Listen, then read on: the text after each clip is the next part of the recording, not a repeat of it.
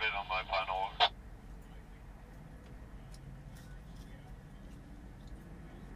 Okay, perfect, thank you. Yeah, not gonna lie to you guys, it's gonna be a rocky day. I feel like we have a blockdown on the north track between Oshawa East and Clark West. So I'm trying to avoid running trains with pass stops and getting as many trains as I can on the south track. Track speed, just faster for everyone. So, and then I have all my VIAs coming, like VIA 68. I can see that they're at Durham Junction right now. So, I mean, how big is your train, and do you have any speed restrictions over?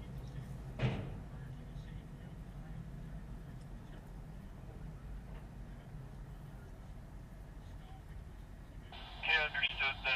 Well then, I mean, let's see here.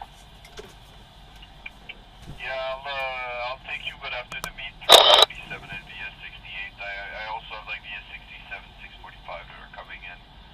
I'll try and find a window, but I don't really see a way to shoot you right now out of there without blocking everyone, because anyways, I'll have to give you the pass up on the north if I take you out right now, and then it's going to stop everyone. If we're lucky, I mean, we have a maintainer on site, he should be repairing that right away